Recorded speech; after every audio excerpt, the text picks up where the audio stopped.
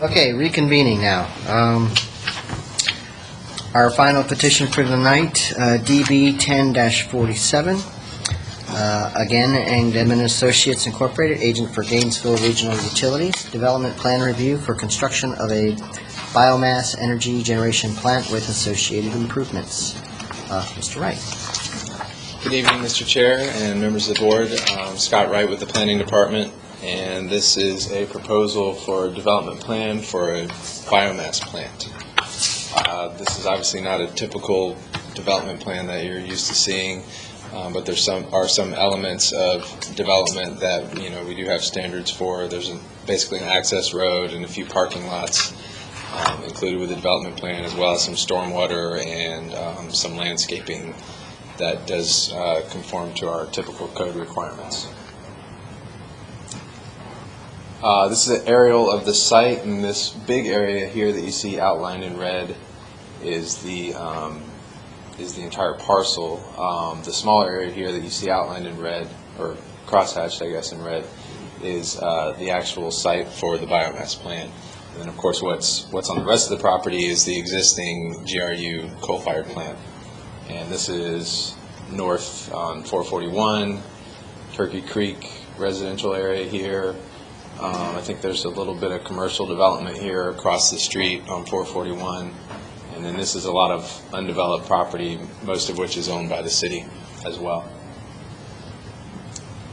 Future land use on the property is public facilities. And then to the north and to the east is rural agricultural land use within the county. And then across 441 is all City of Alachua jurisdiction, and that's primarily residential. There is a little commercial area there as well. And what you see here is the Rural Employment Center. That's kind of a specialized land use within Alachua County that is basically just describing the Public Works compound that's at that location. So the Public Works compound is actually directly to the east of the west of the property. Zoning of the property is public services, and then you see the corresponding City of Alachua and Alachua County zonings that are around it.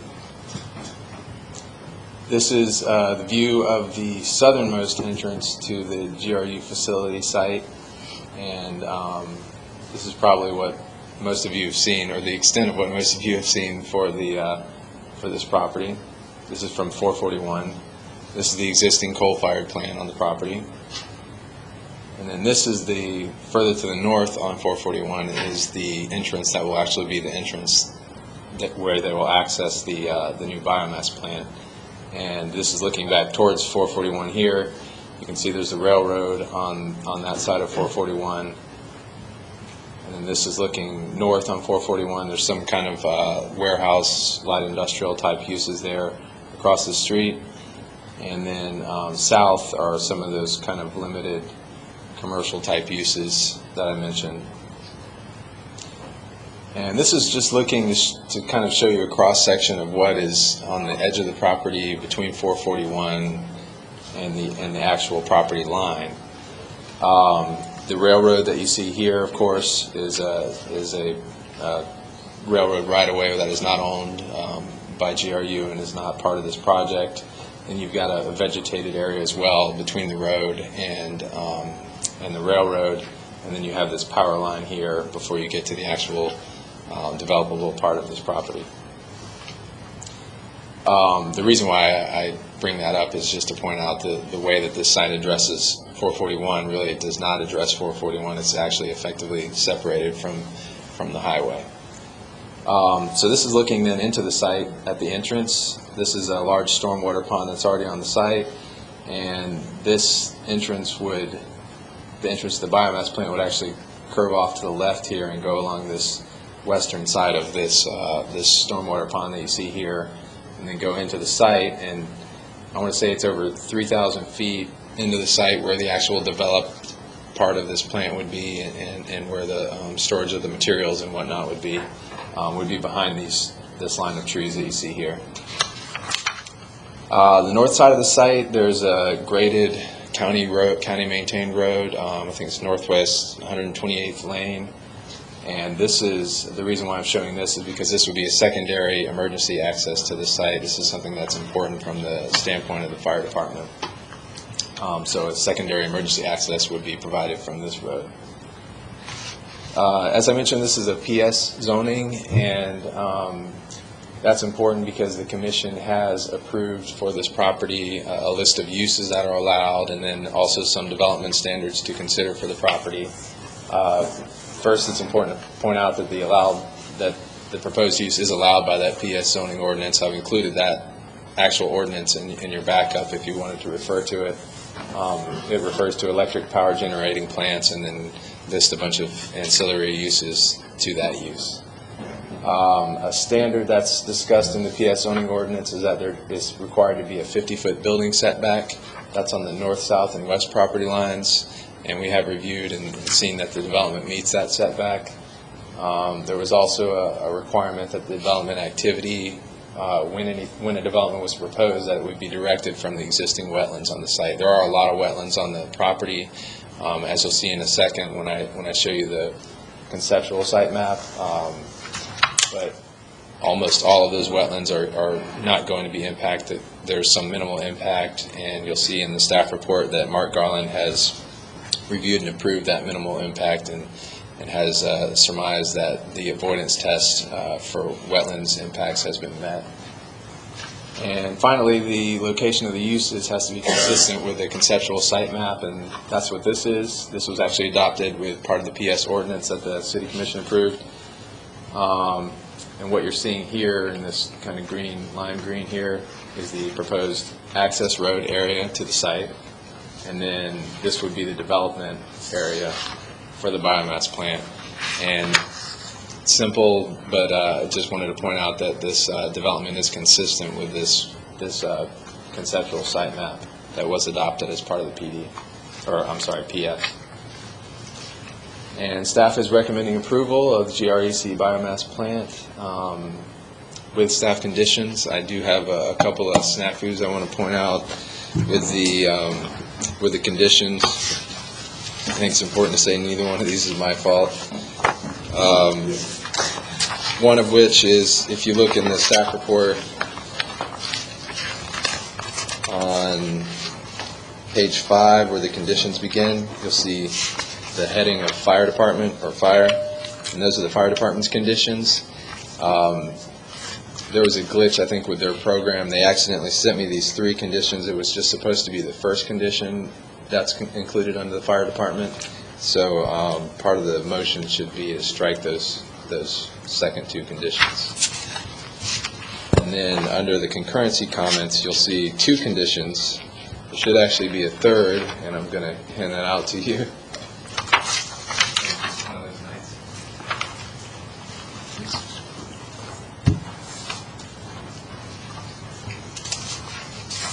So those 3 concurrency comments that you see there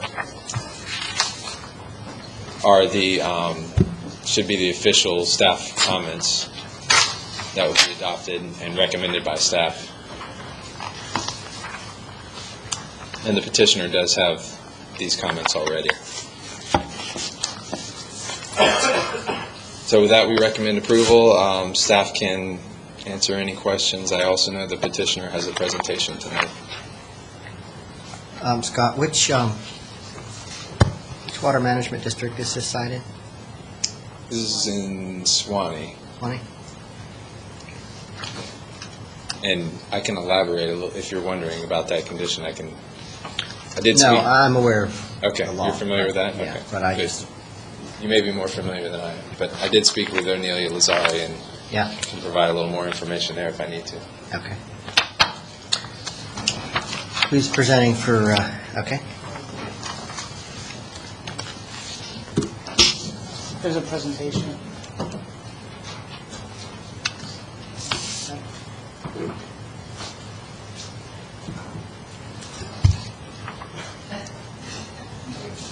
Thank you. Good evening, Chair and members of the board. My name is Josh Levine. I'm the Director of Project Development for American Renewables. I'm also the Project Manager for the Gainesville Renewable Energy Center. Gainesville Renewable Energy Center is a 100 megawatt net biomass energy facility that will utilize clean wood waste to generate electricity, which will flow into the GRU electric grid. I'd like to thank the city staff for their review of the site plan application. We have accepted all of the staff's conditions and recommendations. If the board would allow me, I'd like to just speak for a moment about, just to quickly tell you who we are and just give you a brief overview of Biomass Energy, just because I think it will be helpful. I'm not going to spend a lot of time on it. Our company, American Renewables, is focused on developing biomass energy facilities. We have 3 partners, 2 located in the Northeast, 1 located in the Midwest. While we are, as a company, as American Renewables, are based in the Northeast, we are working on biomass projects in the Southeast due to the development potential down here for biomass energy. There's a great resource down here, and it's a very good baseload renewable energy technology. Our members have been involved in energy development projects for over 30 years now. About biomass energy, I just wanted to spend a few minutes giving you a brief overview of the process, which are basically we collect different sources of biomass fuel from urban residue right away and clearings, some mill residue, and some forest residue left over from traditional logging operations. All of those are delivered via truck to the facility. They are stored in 2 storage piles, which we'll show you in a little bit. They are fed via conveyor into a boiler that will generate steam and turn a steam turbine and generator, which will produce electricity that's delivered to the grid. Biomass energy has a lot of benefits. The main thing that I wanted to say, and we can get into any detail that you'd like to on environmental, there are a large amount of environmental benefits, but I also wanted to point out that in addition to being a renewable energy source, biomass energy projects are very much an economic development project also. We will be generating, during operations, over 700 direct and indirect jobs for the region, and that's significant. There will be 44 direct employment jobs at the facility, and then approximately 160 jobs created from the harvesting and delivery of biomass material to the facility, and then approximately 500 indirect jobs that will provide other ancillary services for the development. Also, like to point out that with biomass energy, it's really an energy independence program also. Instead of the fuel dollars going up to West Virginia for coal or heading to other countries for natural gas or oil, these fuel dollars stay right within about a 75-mile radius of the facility, so that's pretty beneficial. This is a conceptual rendering or a mock-up of what the facility will look like. It's an actual photo taken from the top of the existing coal facility, which is about 180 feet tall from the boiler. And you're looking generally in a northwest direction, looking at the, looking at the fuel piles right here. 2 piles, one over here, which is an automatic stacker reclaimer pile, and then one over here, which is a manual pile formed by a front-end loader. You can see our boiler building, our stack, and our cooling tower. The top of the boiler building is approximately 180 feet tall. Top of the stack is approximately 230 feet. It's important to note that from publicly accessible areas, you pretty much will only see more or less the top of the boiler building and the stack. This is, again, a view taken from the existing coal facility. I think Mr. Wright did a nice job describing where the facility is located, so I'm not going to spend any time with that. I just wanted to give a little bit of details. This facility will produce about enough electricity to power 70,000 homes in the region. My company, American Renewables, will develop, construct, and own and operate the facility. GRU will be purchasing all of the power from the facility under a 30-year PPA, or power purchase agreement. And then important to point out that this power purchase agreement was unanimously approved by the Gainesville City Commission in May of 2009. For the next couple of slides, talking a little bit more about the facility, I'd like to introduce our Vice President of Engineering and Construction, Len Fagan.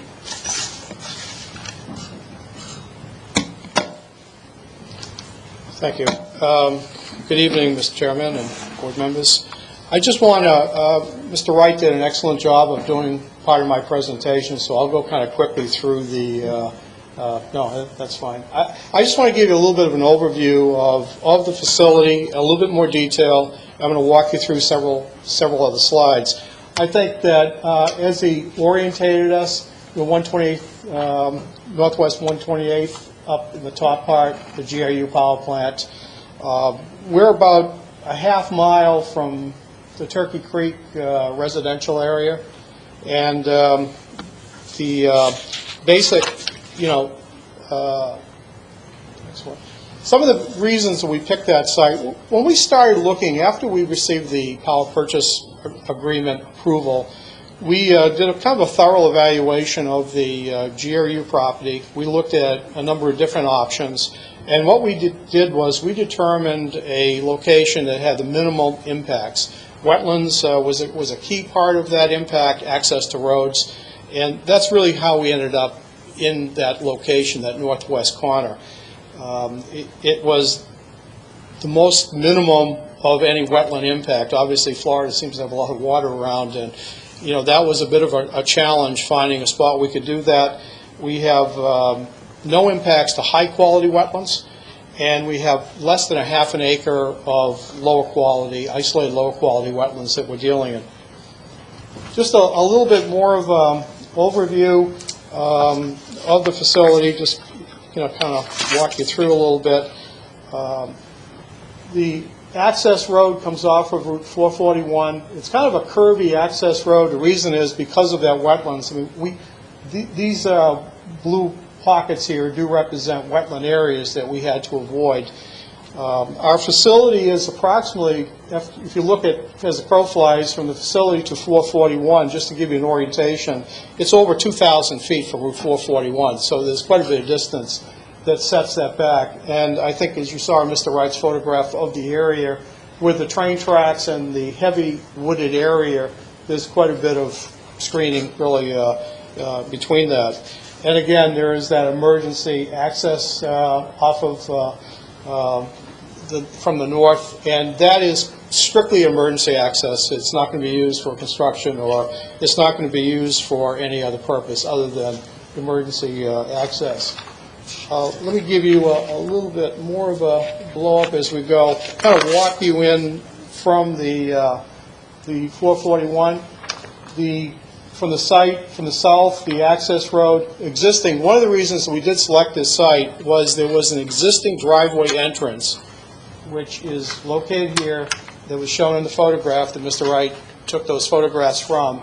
That existing driveway access is used by GRU, it's used to haul ash trucks, and it was used for some of their construction activity. And since we already had that existing driveway access, that really was one of the reasons that this site seemed to be very feasible. As we go up this access driveway, we have the first thing we come to is a new switchyard. Part of our project, we'll be building a new switchyard and turning it over to GRU. GRU will provide the maintenance and operation of it. It is connected to the existing power lines. Again, as you saw in the photograph earlier on by the railroad track, there is a high voltage transmission system that goes kind of in a north-south direction. That's where we'll be connecting into, and this will all be built in accordance with GRU's design requirements. We have an ongoing interconnection design working with their engineering department. Off to the right, easterly direction, this is a temporary construction labor parking area. So we have, we're building this, and that's really how most of the construction workers will park and then access onto the site. So we get a little further into it. Truck traffic, which entered down in that lower part of the road off of 441, will access up this this road, which is a fairly significant driveway, I might add, because of the design for supporting the traffic. It's a perimeter road that goes around the facility.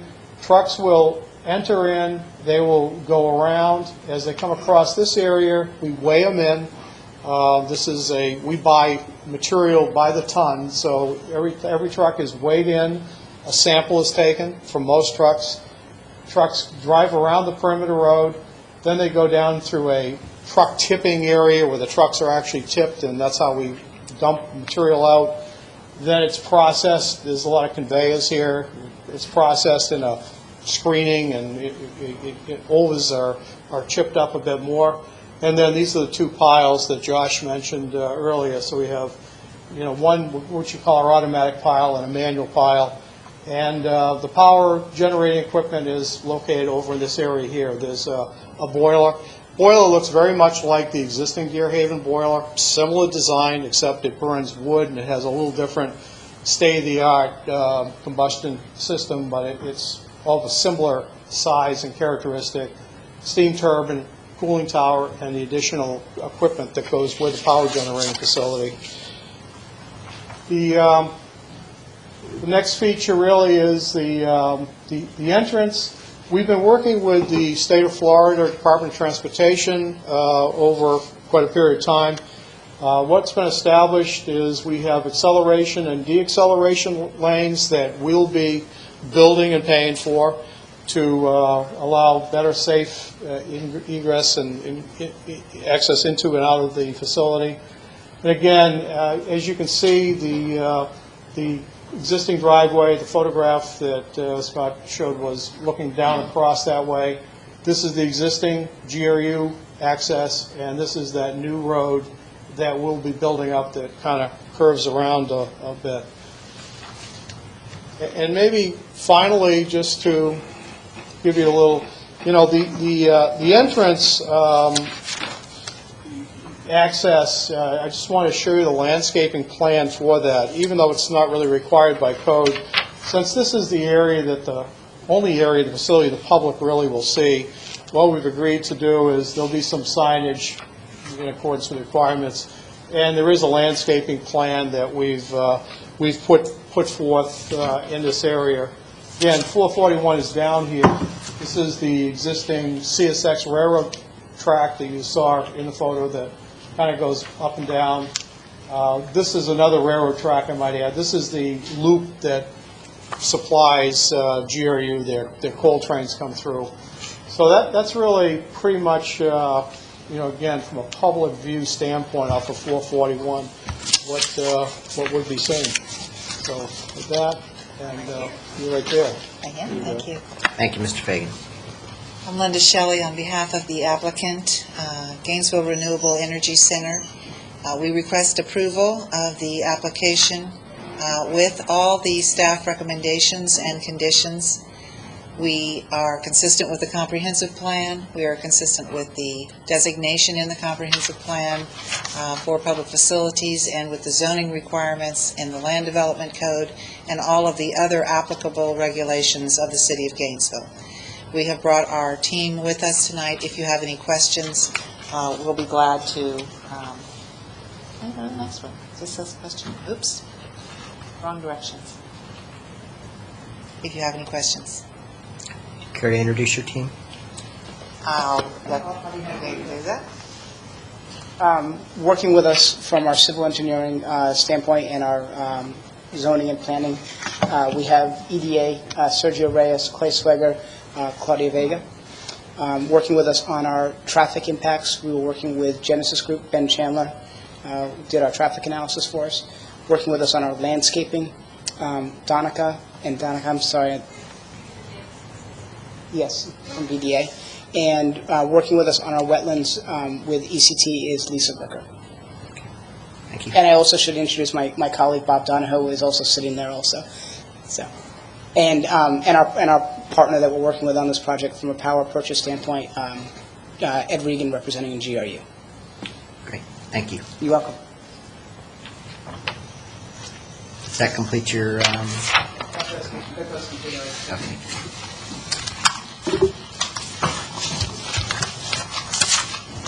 Well, Mr. Brinkman, do you have any public comments? I'll open it up to public comment, and I think you're it. Yes. I think we first started talking about a new power plant in this community back in 2003. Actually, I think it was late 2002. I think this is the 38th public meeting I've been to, and feels kind of strange to be alone. But I can tell you one reason I've been at all those meetings. It's this simple fact.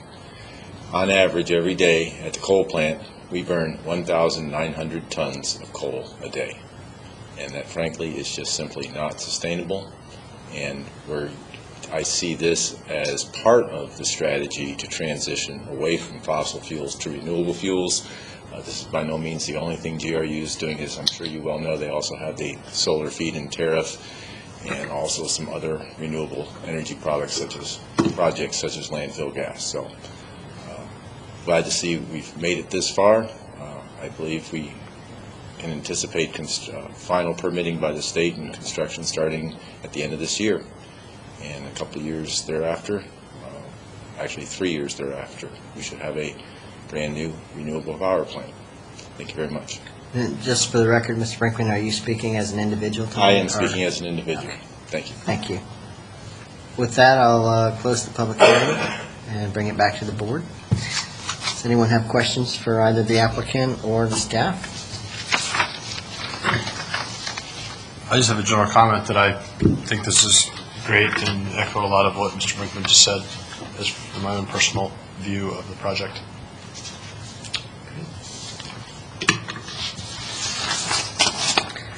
I will just remind everyone tonight that our purview is to look at the design and review it in relation to our code, and we're not making policy about the biomass plant or energy or any of that that's been done.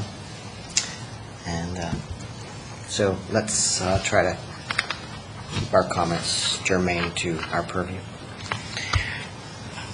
Mr. Chair. Yes, sir.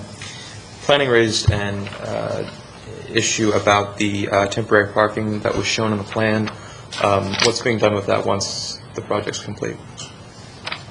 We have worked with city staff and agreed that we will take 50% of the temporary construction parking lot and restore and reforest it so that there will be trees back on that, and then 50% of that will be seeded with grass.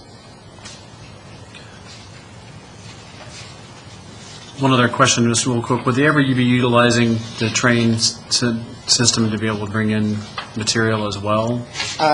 We are not. Right now, that rail spur is dedicated 100%. GRU owns that. That's used 100% for their coal facility. We do not have a siding that would come up to our facility.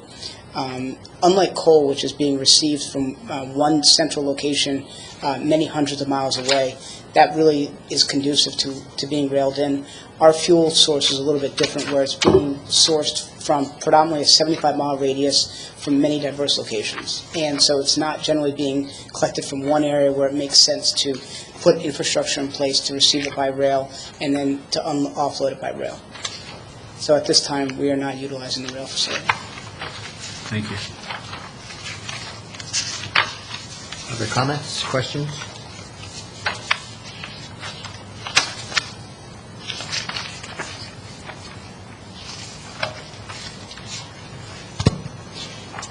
Anyone prepared to form a motion?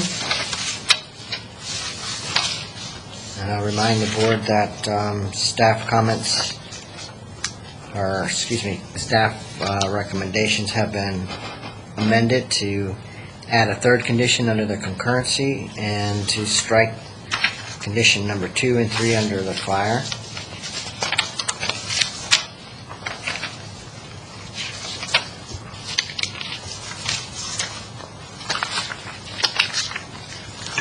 Make a motion for approval, petition DB 1047 SPA with the alteration on page 5 under fire that the 2 additional conditions be struck.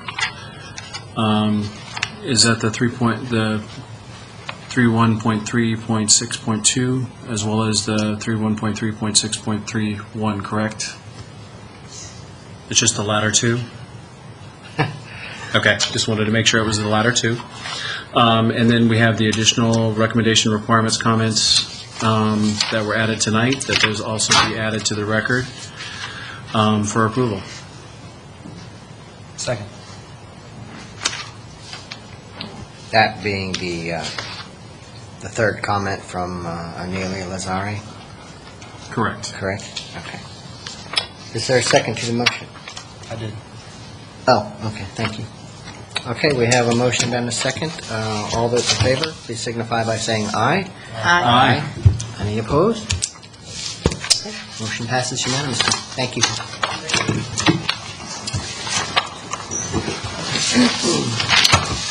Well, that brings us to the end of our petitions.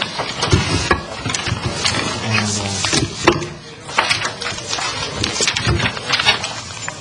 Mr. Calderon, did you wish to address any of the Development Review Board referrals tonight? I did promise you the the gated community definition and an answer by June, and we're not done with that, so I wanted to ask that we extend that probably towards September. We're not going to be finished with that petition. Have you had to hire a consultant? No, we're not. No, we're not going to hire a consultant. We're trying to integrate it into the comp plan and some of the other revisions that we're doing. But we will probably come up with a definition at some point in time. The other referrals were referrals that were recently placed, and we have them there to remind us that we need to take care of them. I will try at the next meeting to provide you with an answer to item D, which is some kind of format for making the recommendations when it includes all those waivers and stuff. I think what you did provide as an addendum tonight was quite helpful. Yes, thank you so much. Okay, board member comments? Anyone have anything they'd like to discuss? I have one comment. Where, is it possible to revisit, if anyone cares, to the idea that we can't visit the property prior to the meeting that's subject to the petitions? That Is that was a Gainesville code? Is that state law? What is that? City Attorney's Office. Okay. We can ask to talk to him again, but I think he will say, there was one time we were asked to make sure you visit the site. We used to actually take the board members to the site, drive them to the site. But I think the City Attorney's Office decision is that you're supposed to be presented with competent substantial evidence. You should not be going searching for it. And when you go out there, you will probably be coming back with your own ideas and your stuff. So he made a decision that, well, we should not go. But it's another thing. Maybe you can ask for further clarification. We can have Nicole or somebody come here and talk to you about it and, provide additional light on it. But I know that it's helpful because when I go out into the field, it's totally different than what we see on paper and what we've been told about at first step meetings, so it does help. So we try to convey that to you in a professional way. I'm sure we don't do as good a job as if you see it out there, but he thinks that sometimes, people, the neighbors meet you out there and engage you in, expedited communications, and that's his reason. The reason I ask is it's, you guys do, for the most part, do a pretty good job of expressing the site, but it's impossible to, transmit the entire fabric of the community and, some photographs and some text. So I think it's, as our duty to the city, it's better to have a larger perspective of how the impacts, Yeah. may be placed. Just say, if you go visit the site, you just have to say that you did, and read that whatever way you may, but just saying, if you do visit the site, you just have to say that I visited the site and I didn't see anybody, or I saw somebody and I spoke to them, or whatever it is. You just have to Stay within the framework of the sunshine. It's not, I thought it was. I'm not telling you to do that, I'm just saying if you do. Okay, well, the way I was explained when I took this position was that you are not to go to the site. Right, and I'm still saying that's But what if we Mary do go to is. the site, we just have to announce it for the record. It's like you're not supposed to speak to people on expired, but It's not if you code or do, law that we're not you're required, it's supposed just to. a Okay, that's what I'm recommendation. asking. And yes, it is only a recommendation of the city attorney, and to stay within Sunshine State, which if, that is one of the large concerns, is that there be a deference to, That makes sense. I didn't realize it was a recommendation. I thought it was a, I will ask for direction on that because I don't want to give you wrong instructions, so. But I will just say to you, if you do, it would be best to just say, I visited the site and I saw Mr. Haviland out there and we had a long conversation. And then you must tell us what it was about. Yes. exactly. Seriously, because... Question, when's our next plan board meeting? When we're gathering, we had set up meetings where we were meeting with them. Well, I think the plan board was supposed to ask for it, but if you want to ask for one, then that's fine. We haven't had any request for any. So if we could find out when that next one's going to be, that would be great. Yeah, it'd be good to have, well, I think it's something, it's not a regularly scheduled, you have to Well, I think ask we for did it. discuss that it would be held on a regular basis. So that is in the back. So I think we need to probably meet, and so we can actually go over some of the referrals in person. Well, I know that the chair of the plan board, Mr. Cohen, has been communicating to me that they would like to do that too. Yes, and then, so if we could arrange that, that would be great. can you explain what that is? The new guy? We've had joint meetings with the plan board, kind of luncheon, kind of setting.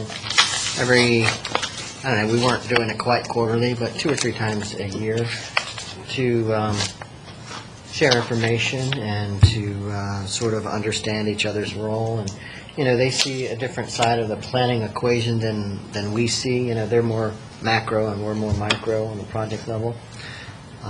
But obviously, what they do impacts what we do and vice versa. And so it was just sort of getting together to hash out some issues, try to improve the process, the whole development review process. It seemed quite fruitful. Yeah. I think everyone felt it was fruitful and worthwhile. That seems pretty informal. What's the, Well, it was a public meeting, it's Well- advertised, and it's, but, it's yeah. kind of like a workshop setting more than... Yeah, it is like a workshop. What's the protocol for, like, official recommendations of the DRB to the plan board? Or is there a way to do that? Well, we can always have a motion during these meetings and relay something as a board to their board. That will get to them, for them to take official action. A lot of times, some of the changes that we might need, would like to see, have to go through the plan board to get to the city commission, correct? So that's sort of been the protocol, and one of the reasons that we had the idea to start having these joint meetings was so that they could, to speed the process, I guess.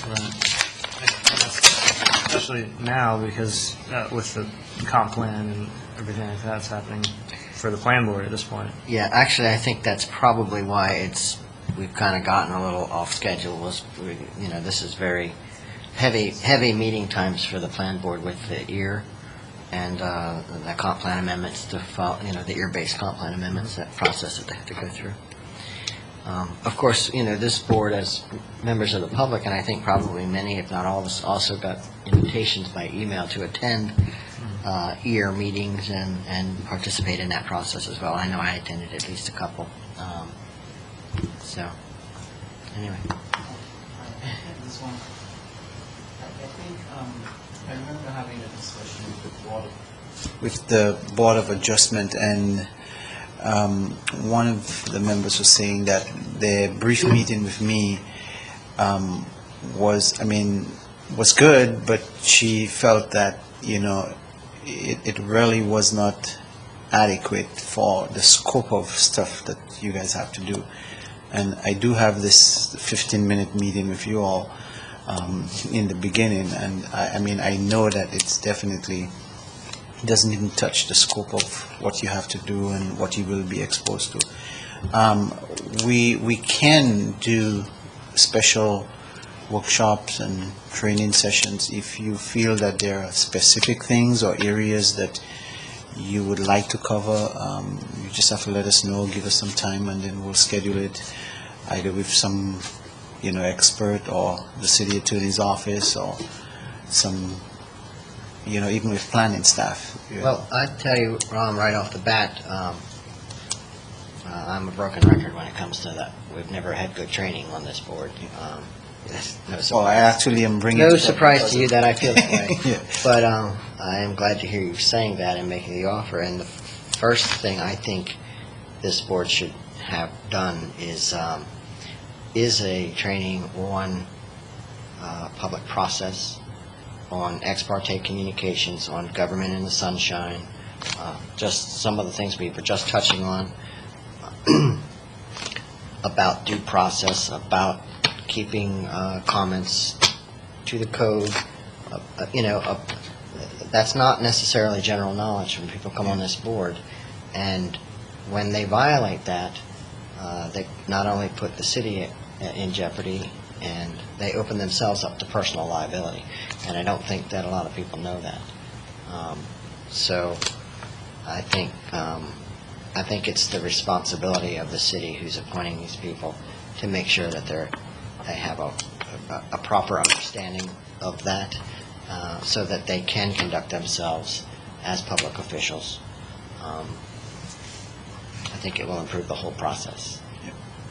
I think The technical skills, that's sort of something that you gather as you sit on this board for more time.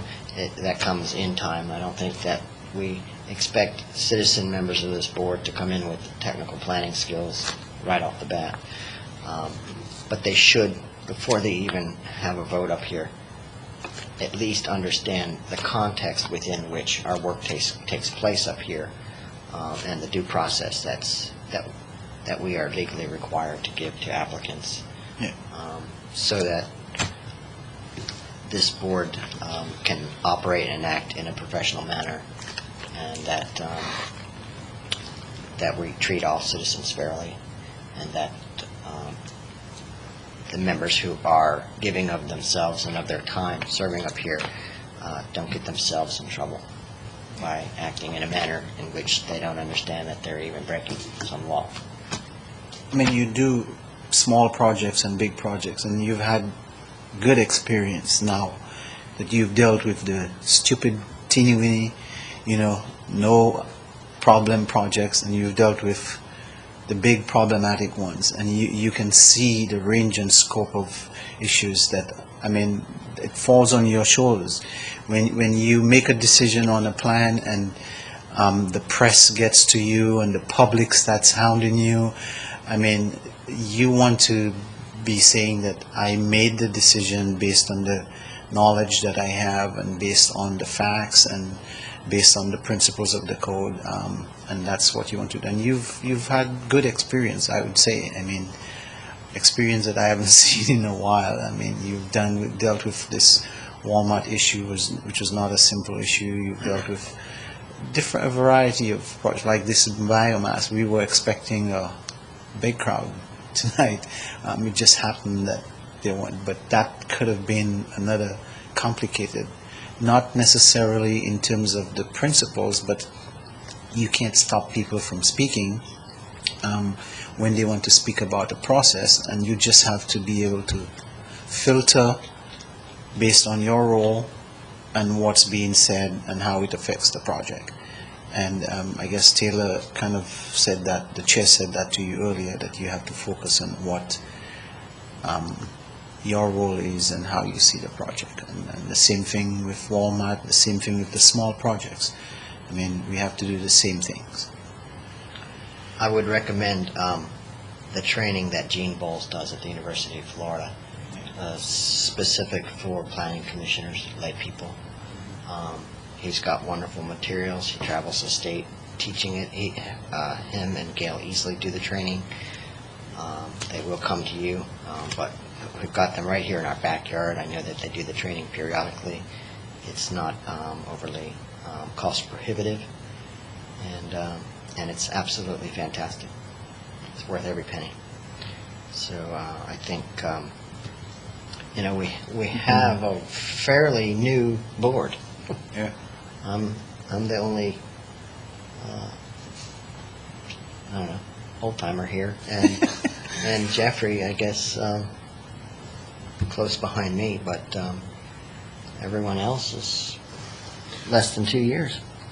So could we make a recommendation, like a motion to look into that? And in all the years I've been here, there's never been any training, none of it. I think, I would be, video. We did have a training. We got a video passed around at one time. Yes, with Marion. That Marion had done, yeah. It was wonderful. I made popcorn. No, I love Marion, but it's a dry topic. Gene Bowles manages somehow to put it in such a great context, and particularly in a planning context. I can't say enough good things about that training. We're obviously all a little bit interested. Right. And, my time here, my days are numbered, so I think I'm speaking out because I can, I guess, and because I recognize what hasn't been going on for years and what really should have been. I mean, when I came on this board, I think just about everybody here had been here for years and years, and many of them had been serving, had term limited out, had gone off the board for a year or two, and come back on the, I was so green compared to everybody else up here. I don't think I opened my mouth for the first year, just because I didn't even understand half of what was being said. And I say that having been a professional planner. I was still lost with a lot of the environmental things or things to do with this city in particular or its history. I mean, these people have been serving for so long that they remembered when what was being torn down was being put up and what was under that. I mean, the knowledge, the institutional knowledge and their comfort level with what was taking place here was phenomenal. And I think that's maybe why there wasn't training when I came in, because I was probably the only person who maybe even needed it. And I'm not going to speak for the rest of you, but, it would have been very helpful to me to have had it. Maybe you all feel the same way now, I don't know. But I'm sure Eric is inclined to do this, and we have talked about it, and he is willing to do that. We would look at a more comprehensive approach towards training rather than just bringing you in for, half an hour, and just ramming everything down your throat. It would be more like, some progressive thing. Continuing education. Yes, and that too, and that's why I think the commission has a probationary period. It's partly for you to, get soaked into the system of few or 2 or 3 or 4 meetings, and then to start making votes or casting your votes. So I'm sure he will be interested in doing that. so, and also too, a topic you were talking about, the little meetings and the big meetings and the big projects, and, well, I've noticed that, like, on some of our big projects, we're not getting the prelim the month before. What's that? Where we're supposed to have the preliminary, like on some of the larger projects, so we know what's coming down the pipeline. Well, that's optional for those people. They can choose to submit a concept or not. We have not changed. What we do now is we have the petitions on a 2-month cycle, so that. Well, I thought we sort of said anybody who was on a 2-month cycle that we would start just giving a heads up to the board. I thought that was something we discussed at one point. No, I think I'll look back at the record, but I think my understanding was that we did a 2-month to provide you with, one is to get you the package a little earlier for staff to be able to prepare a better report. And even now, the level of the report that we're doing, it takes so much more time for us. But the concept is what you're probably talking about. That's still an optional thing. I guess the question about, I think where we probably discussed was when people want waivers or something, that they would come before the board prior to that. I think it was something of that nature. Yeah, because we're talking about when, they would have like more than a few waivers and the project was, had a larger impact. Yes. and not just the waivers, but also the impact, then we would just get a heads up so that of what was going on and what was, coming down the pipeline. I can't even remember, that was a discussion over a year ago now. I think the board should actually discuss that issue and decide how they want to proceed in light of our schedule, because, I mean, almost everybody who was, other than you, no longer on the board. I mean, when we did talk about that, but, I mean, it was a matter of trying to, I think the discussion was trying to get to the projects before they get to the stage at which they are now, because you feel somewhat hesitant in making changes to the plans that you've seen, because so much has been invested in it, and you wanted to get an input before the project get to that stage. But And not even just to be being able to change a project or give input on a project, but also make sure that we have an understanding when it arrives for a final decision, that we have had time to really say, okay, wait, this is something, let me go read the code on this section, let me have an understanding of this. Because also when you're dealing with, new topics, each of us have, been here. Some of us, we've seen these things before, some of us haven't. So that's where, really, if we're looking at, granting setbacks, waivers, special heights area, because certain areas people might be familiar with, other areas they're not going to be familiar with because they haven't seen projects in those areas yet. Just like we have, the project we approved tonight, as the density increases in the area, parking is becoming a large issue. One of the recommendations we started looking at was saying it's no longer going to be market-driven parking, but we need to start making a recommendation that the city look at parking in that area. It's like there's other considerations that a lot of us don't have an understanding of all the different special districts. That's something that we need to look at too. When it is in a special district, the prelims say, okay, you're in a special district, this is what's covered, it's going to go to the historic board, this is what's required, and more of an update that prior month, if it's a project that is going before the historic board, we know it's going to hit us next. So it would be good then at that point, just even in the packet, this is what's coming down the pipeline. This is now before the historic board, and that gives us a chance to say, wait a minute, and there might not even be a conceptual, but something so they know it's a special, these considerations are coming down. And that might be a good way to even do it, just so that we know this is coming down the pipeline, it's going in front of the historic board, this project will be up in 2 months. Like an on-running schedule, possibly. Because we talked about that before, being even on the, the problem is that we do have an inkling that the project is going to be coming in as a result of First Step.